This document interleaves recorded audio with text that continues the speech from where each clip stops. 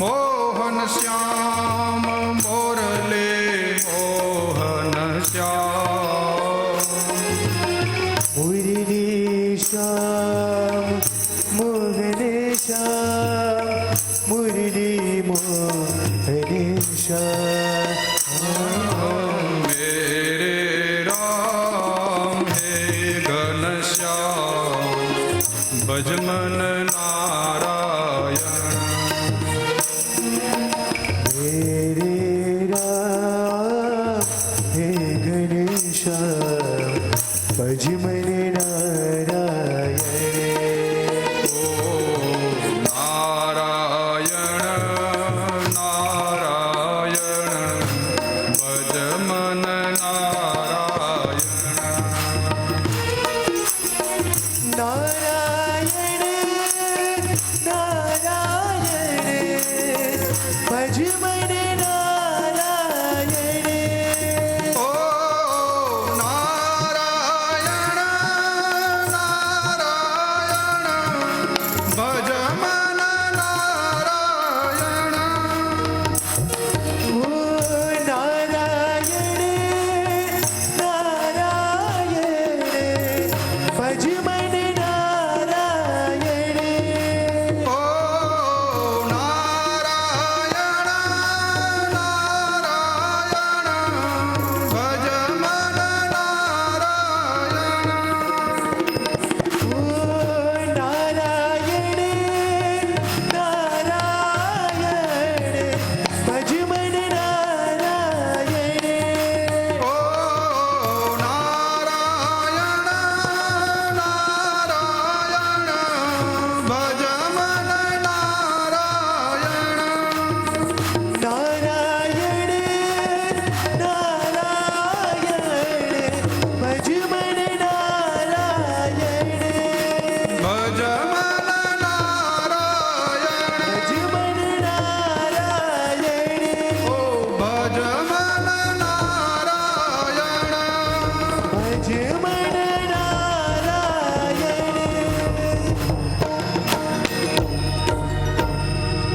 નારાયણ નારાયણ ભજમન નારાયણ नारायण नारायण भज मन नारायण દેવર્ષિ નારદ આવ્યા છે હરિનામ સંકીર્તન કરતા કરતા. દેવર્ષિ નારદને જોઈ વેદવ્યાસ ભગવાન પોતે ઊભા થયા પોતાના આસન ઉપરથી. દેવર્ષિ નારદને આસન આપ્યું છે વેદવ્યાસ ભગવાને. આસન ગ્રહણ કરાવ્યું, બેસાડ્યા દેવર્ષિ નારદને. ષોડશોપચાર વિધિથી દેવર્ષિ નારદનું પૂજન કર્યું છે વેદવ્યાસ ભગવાને. કુશળ સમાચાર પૂછ્યા દેવર્ષિ નારદજીએ. અને દેવર્ષિ નારદ પૂછે છે, આપે અનેક રચના કરી છે, ભગવાનના ગુણ ગાયા છે, તો પછી આપનું મન ઉદાસ કેમ છે? ત્યારે કહે છે વેદવ્યાસ ભગવાન કે હે દેવર્ષિ, મેં અનેક પુરાણોની રચના કરી છે, પણ હજી કંઈક કરવાનો બાકી છે. મને તમે સમજાવો, મને તમે કંઈક જ્ઞાનો ઉપદેશ કરો કે મારી મનની પ્રસન્નતા વધે.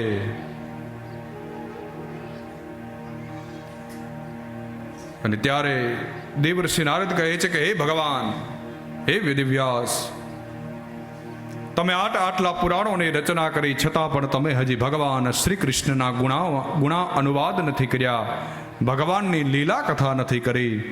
તમે શ્રી ભગવાન નારાયણ એમનો જે અવતાર છે એ ભગવાન શ્રી કૃષ્ણના ગુણની કથા કરો, એમની લીલાની કથા કરો. તમે શ્રીમદ ભાગવતની રચના કરો, એનાથી તમને હૃદયમાં આનંદ થશે, લોકોનું કલ્યાણ થશે. ત્યારે વેદવ્યાસ ભગવાન કહે છે કે એવું તે શું છે ભાગવતજીમાં, એવું તે શું છે ભગવાનની લીલામાં કે જેના કારણે મારું હૃદય પ્રસન્ન બને? અને ત્યારે દેવર્ષિ નારદ કહે છે કે તમારે ભગવાન અને ભગવાનનું નામ સંકીર્તન, ભગવાનનું નામ કેવું છે તમારે જાણવું હોય તો હું તમને મારું પૂર્વ ચરિત્ર કહી સંભળાવું. આ બાજુ થોડો પાછળ અવાજ ઓછો કરજો બેનો.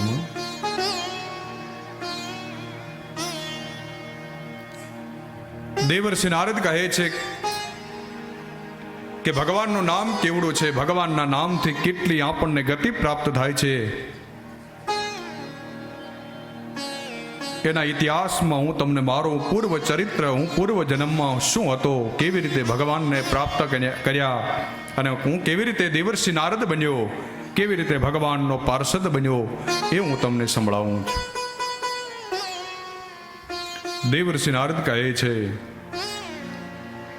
એવં નિસમ્ય ભગવાન દેવર્ષિર જન્મ કર્મ ચ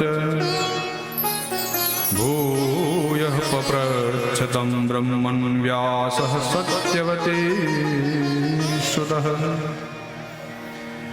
ભિક્ષુભૈર્વિપ્રવસિતે વિજ્ઞાનાદષ્ટુભિસ્તવ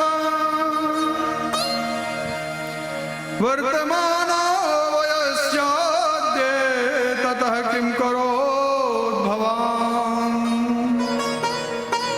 સ્વયંભુવ ગયા વૃત્યાવર્તિતં તે પરમ વયઃ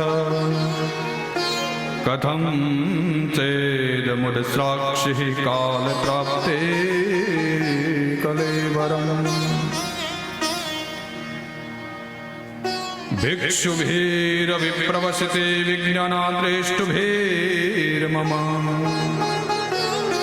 વર્તમાનો વયસ્યાદે તતઃ કીતદકારસં ચિત્રધાતુ વિચિત્રાદ્રેણિ ભવગ્ન ભોજદ્રમાં જલાશયાચ્છિવ જલાન્નલિનિઃ સુરસેવિતાઃ. હે વેદવ્યાસ, પૂર્વ જન્મમાં હું એક દાસીનો દીકરો હતો. દેવર્ષિ નારદ કહે છે, મારી માં શ્રોત્રિય બ્રહ્મનિષ્ઠ બ્રાહ્મણના ઘરે દાસીનું કામ કરતી હતી. નાનપણથી મેં મારા પિતાનું છત્ર ગુમાવી દીધું હતું. મારી માં દાસીપણું કરતી હતી બ્રાહ્મણના ઘરે. મારી માં જ મારો આધાર હતી. એ ગામમાં રહી હું છોકરાઓને સાથે રમતો. નનકુડું એવું બાળક હું એ છોકરાઓની સાથે ગામમાં રમું. મારી માં દાસીનું કામ કરે.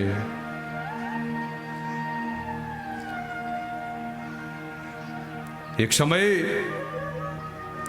વર્ષા ઋતુ આવી, ચાતુર્માસ આવ્યો. એ ગામમાં અનેક મહાપુરુષો, સંતો મહાપુરુષો ચાતુર્માસ ગાળવા માટે ત્યાં વધાર્યા. એ ગામમાં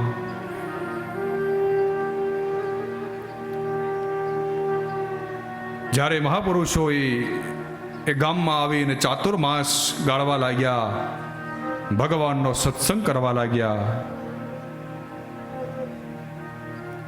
ત્યારે મને નાનો એવો બાળક જાણી, દાસીનો દીકરો હતો, મને એ મહાપુરુષોની જે અનુષ્ઠાન હતું ચાતુર્માસનું એની સેવામાં મને અર્પણ કર્યો.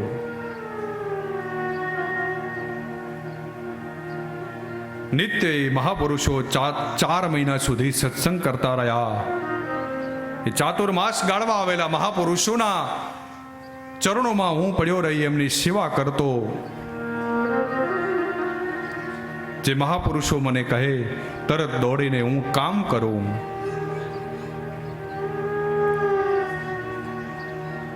એ મહાપુરુષો જ્યારે જમે, એ ભોજન ગ્રહણ કરે, પ્રસાદ લે, તો એ બ્રાહ્મણોના એઠા પતરાવળા હું ઉપાડતો. દેવર્ષિ નારદ કહે છે,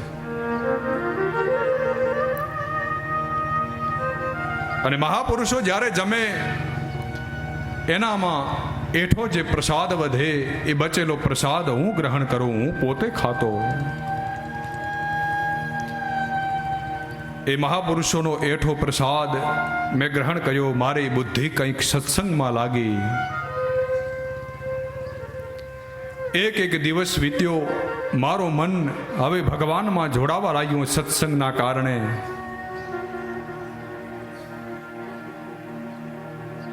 ધીરે ધીરે ધીરે ચાતુર્માસના દિવસો વીતવા લાગ્યા.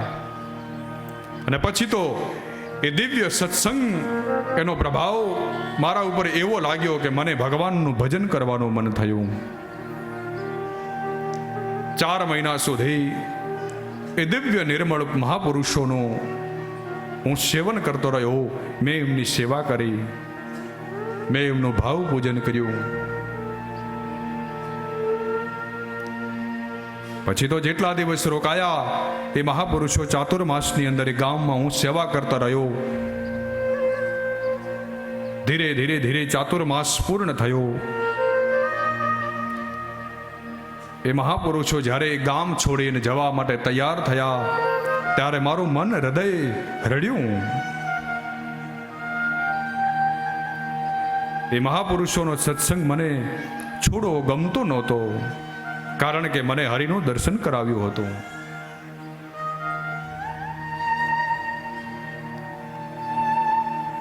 ત્યારે નિર્મળ પુરુષો નીકળ્યા ગામ છોડીને ચાતુર્માસ ગાળીને. મારું હૃદય દુઃખી થયું, હું રડ્યો. મારે હવે હરિભજન કરવું હતું, ભગવાનમાં મને મન લાગ્યું હતું. દેવર્ષિ નારદ કહે છે એ મહાપુરુષો મને આશીર્વાદ આપીને નીકળી ગયા. ગામની બહાર થોડે દૂર સુધી હું એમને વળાવવા માટે ગયો. દેવર્ષિ કહે છે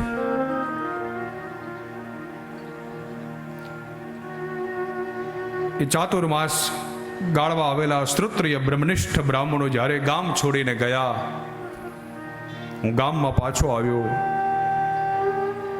હવે તો મને ગામના છોકરાઓની સાથે રમવામાં મન નહોતું બેસતું, કારણ કે મારું મન ભગવાનથી જોડાયું.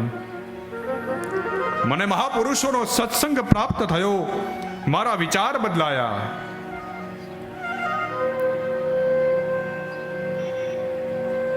પછી તો એ સત્સંગની કેટલી વાટ જોઈને ક્યારેક મને સત્સંગ મળે, ક્યારે મને સત્સંગ મળે. એક દિવસ બન્યું એવું કે હું જઈ શકતો નહોતો મારી માને છોડીને. મારી માં, કારણ કે મારી માનો આધાર હું જ હતો. એકનો એક દીકરો, દાસીનું કામ કરતી હતી. એક દિવસ રાત્રિના 4થા પ્રહરમાં મારી માં હાથમાં દૂધ દોવાનું પાત્ર લઈને ગાય દોવા માટે નીકળી. અંધારામાં મારી માને સર્પ દેખાયો નહીં. મારી માતાનો પગ એ સર્પ ઉપર પડ્યો, સર્પ દંશ થયો અને મારી માનું મૃત્યુ થયું. ત્યારે દેવર્ષિ નારદ કહે છે કે ભગવાનની કંઈક કૃપા જાણીને મને હર્ષ પણ ન થયો અને મને શોક પણ ન થયો. મને દુઃખ પણ ન થયું અને મને સુખ પણ ન થયું. મનમાં વિચાર કર્યો કે ભગવાનની કંઈક આવી ઈચ્છા હશે. અને મેં ભગવાન શ્રી કૃષ્ણની, ભગવાન નારાયણની કૃપા જાણી. અને પછી તો મારી માની ગયા પછી એ ઘર છોડીને હું પણ એ ગામ છોડીને ચાલી નીકળ્યો. જ્યાં આંખ બંધ કરું ત્યાં ભગવાન નારાયણની ચતુર્ભુજ રૂપ મારા હૃદયમાં પ્રસ્થુપિત થાય, ઉદ્ભાષિત થાય, મને દેખાય. મનમાં એક ઝંખના, હૃદયમાં એક ઝંખના કે મારે નારાયણના દર્શન કરવા છે. અને પછી તો હું નીકળતા નીકળતા એક જંગલમાં આવ્યો. એક ગાઢ જંગલ. કેટલા દૂર સુધી હું ચાલ્યો. મને ભૂખ લાગી, મને તરસ લાગી. આગળ આવતા જોયું, એક મોટું વૃક્ષ જોયું, એક સરોવર જોયું. એમાં પાણી પીધું, આચમન કર્યું, સ્નાન કર્યું. અને પછી તો એ સ્નાન આદિ બધું કરીને હું એ વટવૃક્ષની નીચે બેઠો. બંધ કરી આંખો અને ભગવાનનું એ જ રૂપ દેખવાનો મેં પ્રયત્ન કર્યો કે જે શ્રોત્રિય બ્રહ્મનિષ્ઠ બ્રાહ્મણો, જે મહાપુરુષો ચાતુર્માસ ગાળવા માટે આવ્યા હતા, એમણે જે ભગવાન નારાયણના રૂપનું જે વિવરણ કર્યું હતું, એ જ રૂપના હું દર્શન કરવા માટે લાગ્યો હૃદયમાં. એક ઘડી માટે તો ભગવાન નારાયણનું એ ચતુર્ભુજ રૂપ મારા હૃદયમાં પ્રગટ થયું. મને નારાયણના દર્શન થયા. પણ થોડીક ક્ષણ થઈ અને ભગવાન નારાયણનું એ રૂપ અંતર ધ્યાન થઈ ગયું મારા હૃદયમાંથી. મેં આંખ ખોલી, હું અકળાયો અંદરથી. ભગવાનના એ જ રૂપના દર્શન કરવા મેં ફરી પ્રયત્ન કર્યો, આંખ બંધ કરી. પણ પછી એ ફરીથી મને ભગવાન નારાયણના દર્શન ન થયા હૃદયમાં. અને એ જ સમયે આકાશવાણી થઈ, કહ્યું, આ અવતારમાં તને મારા દર્શન નહીં થાય, પણ બીજા અવતારમાં તું મારો પાર્ષદ બનીશ. અને એ વેદવ્યાસ ભગવાન અને ભગવાન શ્રી કૃષ્ણની, ભગવાન નારાયણની કૃપા થઈ. એ મહાપુરુષોનો મને સત્સંગ પ્રાપ્ત થયો અને સત્સંગના પ્રભાવથી મને ભગવાન નારાયણના દર્શન થયા. અને આજે તે બીજા અવતારમાં હું દેવર્ષિ રૂપે અવતરિત થયો છું. અને આજે એ સત્સંગના કારણે હું ભગવાન નારાયણનો પાર્ષદ બન્યો છું. આ સત્સંગની મહત્તા છે, આ સત્સંગની મોટાઈ છે, આ કથાની મોટાઈ છે કે સત્સંગથી, કથાથી આપણને ભગવાનનું દર્શન થાય. આપણે કથામાં બેઠા હોઈએ તો ભગવાનના દર્શન થાય મનથી. તો કે કેવી રીતે? તો જ્યારે આપણે કોઈનું નામ લઈએ ત્યારે આપણા મનમાં આવે ને. આપણે ટમેટું એવું બોલીએ એટલે મનમાં લાલ લાલ ટમેટું આવે કે નહીં? આવે ને. બટેટો બોલીએ એટલે મગજમાં શું આવે? જેનું આપણે નામ લઈએ એ આપણા મગજમાં આવે, આપણા મનમાં આવે. તો ભગવાનનું નામ લઈએ તો મનમાં કોણ આવે? ભગવાન જ આવે ને. તો કથામાં તો આપણે 4 કલાક એ જ કરવાનું છે. તો આપણા મનમાં શું હોય? પછી એવું ના હોય કે ઘરે ભેંસ છૂટી ગઈ, ગાય છૂટી ગઈ, કે છોકરા શું કરતા હશે કથા મંડપમાં.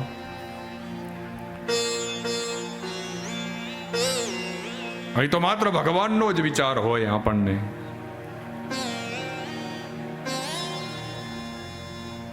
એ બધી વ્યથા છે ને, ઘરની બધી વ્યથા કથામાં બધું મૂકીને આવવાની. ત્યાં જ્યારે આપણે કથામાં આવીએ તે બધા ઘરની વ્યથાને ત્યાં છોડીને આવીએ કથામાં, એટલે આપણને કથામાં આનંદ આવે.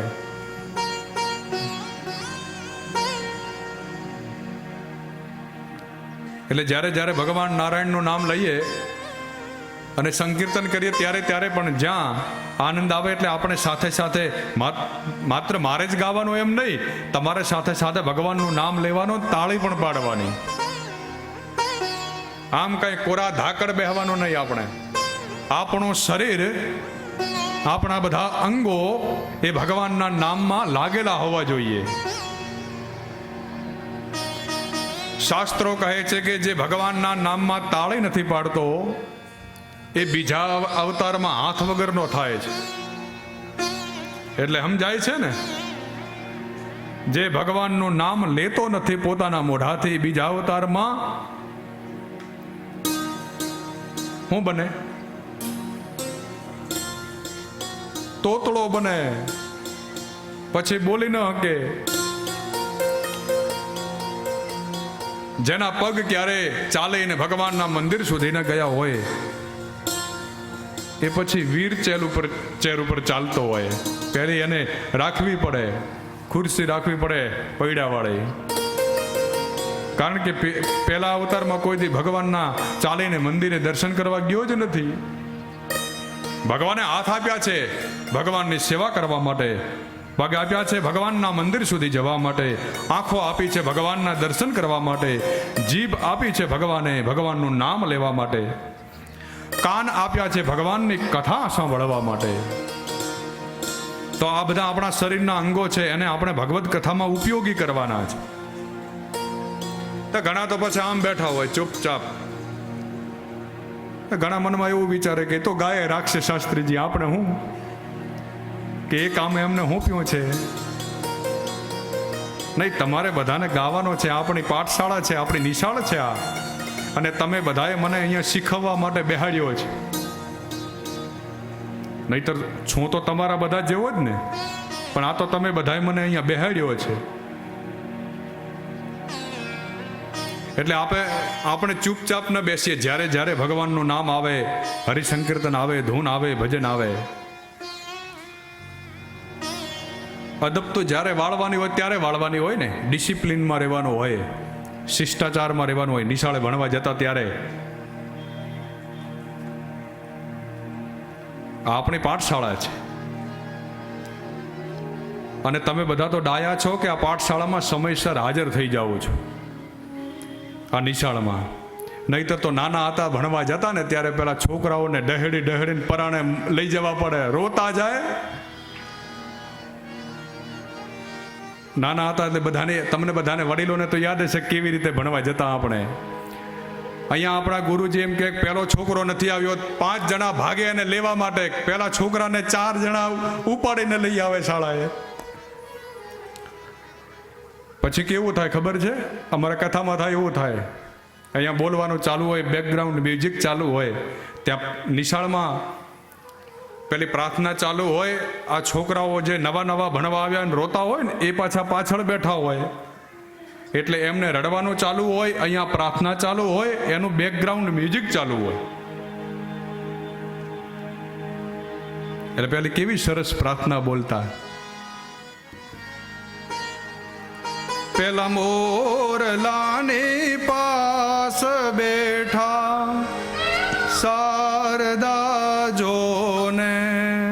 પેલા મોર લાની પાસ બેઠા શારદા જોને.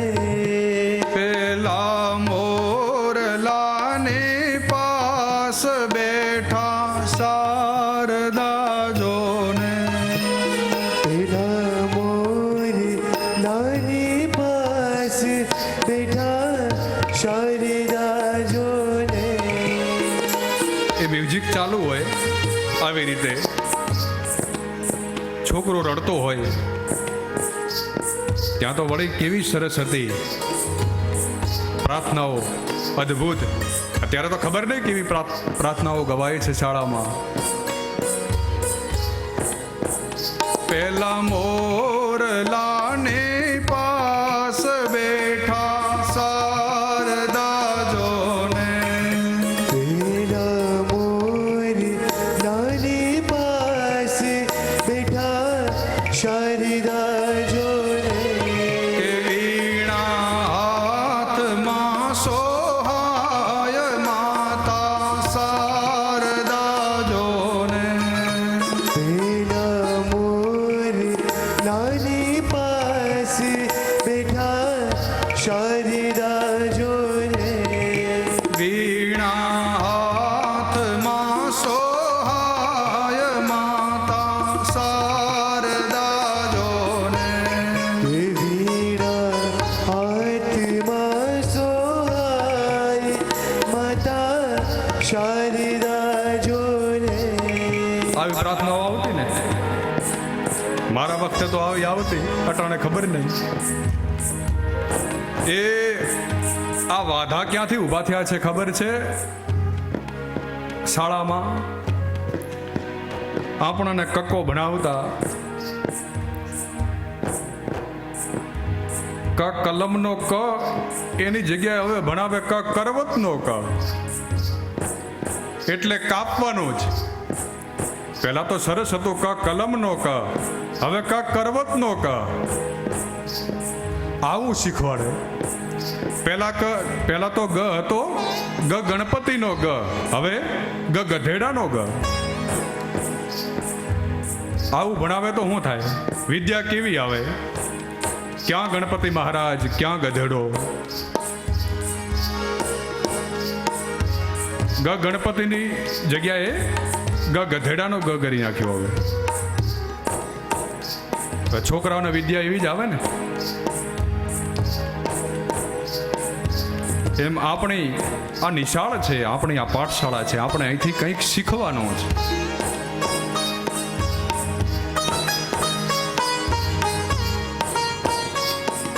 દેવર્ષિ નારદે પોતાનું પૂર્વ ચરિત્ર કહી સંભળાવ્યું, એની કથા કરી છે.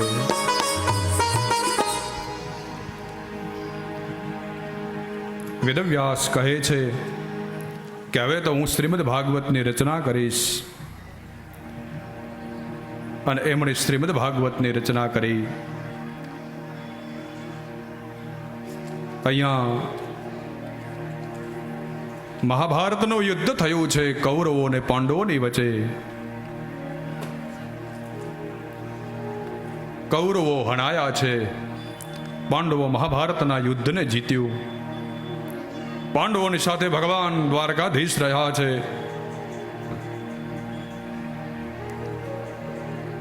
આ કૌરવ અને પાંડવોનું યુદ્ધ નથી, આ ધર્મ અને અધર્મનું યુદ્ધ છે. ભગવાન શ્રી કૃષ્ણ, ભગવાન દ્વારકાધીશ ક્યારેય પક્ષપાત કરતા જ નથી. પાંડવો ભગવાન દ્વારકાધીશના સગા ફઈના દીકરા છે, તો દુર્યોધન એ ભગવાન દ્વારકાધીશનો સગો વેવાઈ છે. કારણ ભગવાન શ્રી કૃષ્ણના પુત્ર સાંબને દીકરી આવે છે દુર્યોધનની, લક્ષ્મણાને પરણાવી છે સાંબની સાથે, તો સગા વેવાઈ ખરા કે નહીં? પણ ભગવાન પક્ષપાત નથી કરતા, ભગવાન ધર્મની સાથે છે, ન્યાયની સાથે છે. નહીતર આપણને ઘણી વખત એવું થાય કે ભગવાન કૌરવોની સાથે શું કામ ન રહ્યા, કે શું પાંડવો ભગવાનને ફઈના દીકરા છે એટલે? એવું નથી. ભગવાન ધર્મની સાથે ઊભા રહે છે, અને એટલા માટે જ ગીતાજીમાં છે ને, ધર્મ સંસ્થાપનાર્થાય, કે ધર્મની સ્થાપના માટે કરીને ભગવાન અવતરિત થાય. ધર્મ અધર્મનું યુદ્ધ થયું, કૌરવો હણાયા છે. અશ્વત્થામા, દ્રોણાચાર્ય, કૃપાચાર્ય, પિતામહ ભીષ્મ, અનેકાની મહાયોદ્ધાઓ બધા કૌરવોની સાથે રહ્યા છે. છતાં પણ પાંડવો જીત્યા છે, કારણ પાંડવોની સાથે ન્યાય છે, પાંડવોની સાથે ભગવાન છે, પાંડવોની સાથે ધર્મ છે, પાંડવોની સાથે સત્ય રહેલું છે. અને હંમેશા સત્યનો જ વિજય થાય છે. થોડી વાર લાગે છે સત્યને વિજય થવામાં, પણ સત્યને કોઈ હરાવી ન શકે.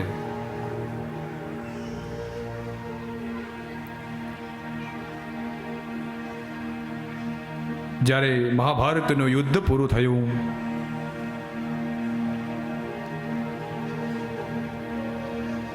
ભીમસેને પોતાની ગદાથી દુર્યોધનની સાથળ જંઘાને તોડી છે. લોહી લુહાણ પડ્યો છે દુર્યોધન. એ જ સમયે અશ્વત્થામા આવે છે દુર્યોધનની પાસે, કહે છે કે તમે મને સેનાપતિને બનાવ્યો મહાભારતના યુદ્ધમાં, એટલા માટે તમે હારી ગયા છો. હજી તમે મને સેનાપતિ બનાવો. તો દુર્યોધન કહે કે હવે સેના તો બચી નથી, તને સેનાપતિ હેનો બનાવું? સેનાપતિ તો કોઈ જ્યારે સેના હોય ત્યારે બને ને. તો હવે સેના તો બધી હણાઈ ગઈ છે, હું એકલો વધ્યો છું, તમે પોતે છો. અશ્વત્થામા કહે કે છે ને, હજી મારા મામા કૃપાચાર્ય છે, હજી કૃતવર્મા છે, હું બચ્યો છું, તમે છો. દુર્યોધન કહે તને એક છેલ્લો મોકો આપું, જા ભાઈ તું સેનાપતિ. છોકરાઓને પાછળ થોડા મૂકી દીજો એટલે અવાજ ન આવે. અશ્વત્થામાને સેનાપતિ બનાવ્યા છે. અને અશ્વત્થામા કહે છે દુર્યોધનને કે તમે ચિંતા ન કરો, આવતીકાલનું યુદ્ધ તમે જીતી જવાના છો. આવતીકાલે કૃપાચાર્યની સાથે રહીને હું આ તમને મહાભારતનું યુદ્ધ જીતાડીશ.